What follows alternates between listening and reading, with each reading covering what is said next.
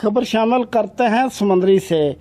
नवाखू कुरैशी गुलाम अब्बास ने मीडिया के नुमाइंदों को बताया है कि मेरे भाई का मुबैना तौर पर कत्ल किया गया, लेकिन मुलजमान के इतराफ जुर्म के बावजूद कार्रवाई नहीं की जा रही है। सुनिए महराम दियार पुरबाना नुमाइंदा टीवी तांदलियां वाला की इस रिपोर्ट में।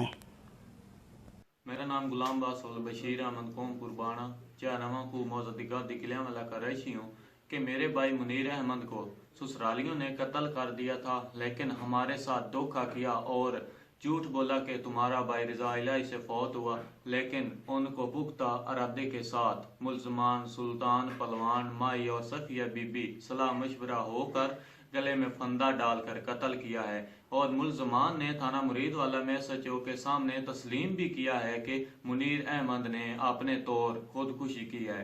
खुदकुशी का पहले क्यों नहीं बताया? पहले तो कत्ल को छुपाने के लिए रज़ा इलाही से फौत होने का कहा, जबकि ससुराल झूठ और कत्ल छुपाने का अर्तकाब किया है। हम पुलिस के अहले हकाम से अपील करते हैं कि पुलिस के सामने खुदकुशी का एतराफ़ किया है, उनके खिलाफ कार्रवाई करना ऐन